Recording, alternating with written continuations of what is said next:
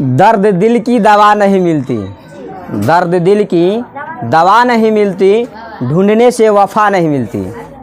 अक्सर मारे जाते हैं बेगुनाह इस जहां में, अक्सर मारे जाते हैं बेगुनाह इस जहां में, पर कातिलों को कोई सज़ा नहीं मिलती। तो आइए हम देखते हैं प्रकाश क्या है। तो प्रकाश एक साधन है जिसकी सहायता से हम किसी वस्तु को देख पाते हैं। हाँ, बिल्कुल सही, प्रकाश एक साधन है। प्रकाश क्या है? एक साधन है जिसकी सहायता से हम किसी वस्तु को देख पाते हैं। जैसे कलम आपका एक साधन है जिससे आप लिखते हैं, ठीक है। झाड़ू एक साधन है जिससे आप दूरा बहारते हैं। उसी तरह प्रकाश एक साधन है जिससे किसी वस्तु को हम देख पाते हैं, और वस्तु को देखने के लिए प्रकाश की ज़रूरत होती है। ये तो हो गया। अब देखिएगा, प्रकाश जो है तरंग और कण दोनों है। अगर तरंग की चर्चा किया जाए तो प्रकाश तरंग है, ठीक है। कण की चर्चा किया जाए तो प्रकाश कण भी है। अर्थात इसी को प्रकाश की दोहरी नीति कहा जाता है कि प्रकाश तरंग और कण दोनों है। प्रकाश तरंग और कण दोनों है।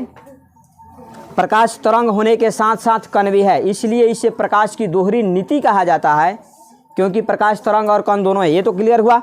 अब देखिएगा, प्रकाश अगर तरंग है तो वह कौन सा तरंग है? तो चुंबकीय अनुप्रस्थ तरंग है।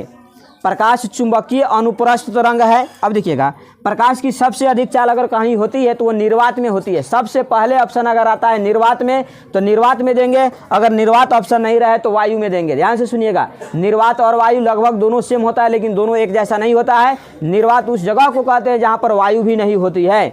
पसंद से समझिए, निर्वात उस जगह को कहते हैं जहाँ पर वायु भी नहीं होती है। कुछ नहीं, निर्वात निजोड़वात, मतलब जहाँ पे वायु भी नहीं हो, जिसके चलते हम क्या करते हैं, प्रकाश की सबसे अधिक चाल जो होती है निर्वात में होती है। कितना होता है? 3 × 10⁻8 मीटर प्रति सेकेंड होता है। अर्थात आप कहेंगे प्रकाश की सबसे अधिक चाल निर्वात में होती है, और निर्वात नहीं रहेगा तो वायु में होती है। और कहेंगे कितना? तो 3 × 10⁻8 मीटर प्रति सेकेंड होती है। तो आइए हम लोग आगे की तरफ बढ़ते हैं। यहाँ तक किरण किसे कहते हैं? सवाल हमारे सामने है, किरण किसे कहते हैं? प्रकाश जिस पथ पर चलते हैं उसे किरण कहते हैं। जिस तरह आदमी जिस पथ पर चलता है उसे सड़क कहते हैं, ट्रेन जिस पथ पर चलते हैं उसे पटरी कहते हैं या रेलवे लाइन कहते हैं, उसी तरह प्रकाश जिस पथ पर चलते हैं उसे किरण कहते हैं। प्रकाश जिस पथ पर चलते हैं उसे किरण कहते हैं, और किरणों के समूह को किरण पुंज कहते हैं। किरणों के समूह को किरण पुंज कहते हैं। फिर से सुनिएगा, प्रकाश जिस पथ पर चलते हैं उसे किरण कहते हैं, और किरणों के समूह को किरण पुंज कहते हैं, ठीक है। और किरण पुंज आपके 3 प्रकार के होते हैं। किरण पुंज आपके 3 प्रकार के होते हैं। पहला होता है समांतर किरण पुंज, दूसरा होता है अभिसारी किरण पुंज, और तीसरा होता है अपसारी किरण पुंज। फिर से समझिए, किरण पुंज आपके 3 प्रकार के, समानांतर किरण पुंज, समानांतर किरण पुंज, समानांतर किरण पुंज, दूसरा अभिसारी किरण पुंज, अभिसारी किरण पुंज, अभिसारी किरण पुंज, और तीसरा अपसारी किरण पुंज, अपसारी किरण पुंज, अपसारी किरण पुंज।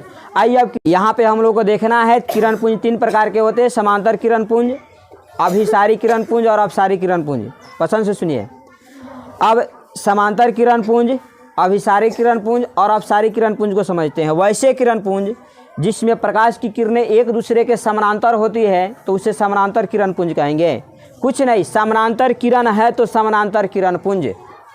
दूसरा अभिसारी किरण पुंज, वैसे किरण पुंज जिसमें प्रकाश की किरणें अलग अलग से आकर के एक बिंदु पर मिलती हुई प्रतीत होती है या एक बिंदु पर मिलती है, उसे अभिसारी किरण पुंज कहते हैं, ठीक है। देख लीजिए। और एक है अपसारी किरण पुंज, वैसे किरण पुंज जिसमें प्रकाश की किरणें एक बिंदु स्रोत से निकलकर चारों ओर फैलती है, चारों ओर फैलती हुई प्रतीत होती है, तो उसे हम लोग अपसारी किरण पुंज कहते हैं।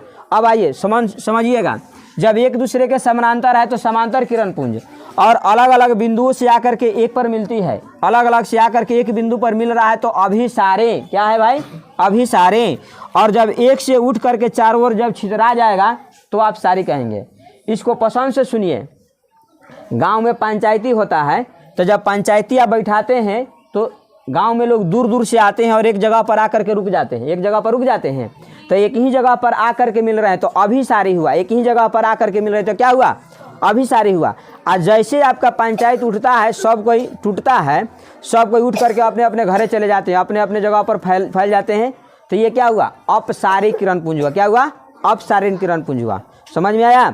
जैसे आप टॉर्च मारते हैं तो टॉर्च मारते हैं तो इधर पतला होता है, जैसे जैसे आगे बढ़ता है वैसे वैसे मोटा होते चला जाता है, तो इधर से आगे ताकने पर क्या हुआ? अपसारी, फैल रहा है, ठीक है। और उधर से जब आइएगा इधर तो क्या हुआ? एक बिंदु पर आ रहा है, तो हम क्या कहेंगे?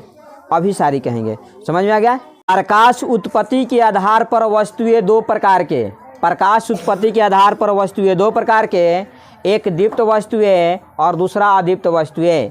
तो पसंद से सुनिए, जो वस्तु प्रकाश का उत्सर्जन करता है यानी प्रकाश का उत्पत्ति करता है उसे दीप्त वस्तु कहते हैं, और जो वस्तु प्रकाश का उत्सर्जन नहीं करता है, उत्पत्ति नहीं करता है, उसे अदीप्त वस्तु कहते हैं। ठीक है, आइए, वैसे वस्तुएं जो प्रकाश का उत्सर्जन करता है उसे दीप्त वस्तु कहते हैं। जैसे देखिएगा, सूरज, चांद, तारा, सितारा, दीपक, ललटेन, जुगनू, बल्ब, ये सब प्रकाश का उत्पत्ति करता है, इसलिए सभी दीप्त वस्तु है।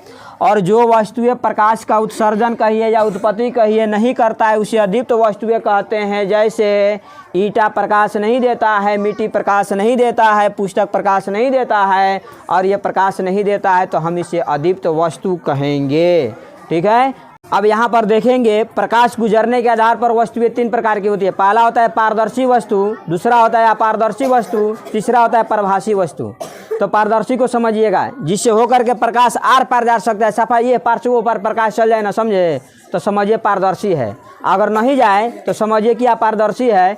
और तैके मतलब कि आंशिक रूप से अगर आर पार जाता है तो समझिए कि परभासी है। ध्यान से सुनिएगा, वैसे वस्तुएं जिससे होकर प्रकाश आर पार जा सकता है, मतलब प्रकाश इस पार से उस पार जा सकता है, तो उसे हम पारदर्शी वस्तु कहेंगे। पारदर्शी वस्तु में ताकिएगा ना, तो ये पार से ताकिए तो वो पार का आदमी दिखाई देगा, समझे। जैसे देखिएगा, जल, अगर स्वच्छ जल है, इधर से ताकिएगा तो मछली तैरता हुआ दिखाई देगा, क्रोकोडाइल तैर रहा है। कांच में भी देखिएगा सब, वो बारे सब चश्मा है, देखो गोलुआ जा रहा है। प्लास्टिक, श्वेत प्लास्टिक, हाँ दिखाई दे रहा है ये पार से वो पार, तो ये क्या है, पारदर्शी है। अपारदर्शी वैसे वस्तु है जिससे होकर के प्रकाश आर पार नहीं जा सकता है, तो उसे हम अपारदर्शी कहेंगे। कहिएगा कैसे, जैसे बोर्ड को देखिए, ए पार से ताक रहे हैं तो वो पार क्या लिखा हुआ है, वो पार क्या रखा हुआ है, दिखाई नहीं दे रहा है।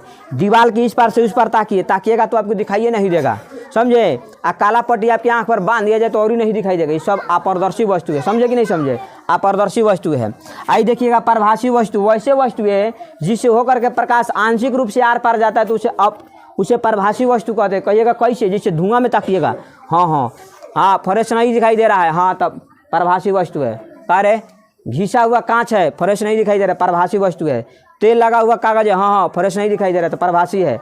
और ये कोहरा में कुहासा में कौन है रे बउआ, फ्रेश दिखाई नहीं दे रहा है, परभासी है। क्या है, परभासी है, समझ गए।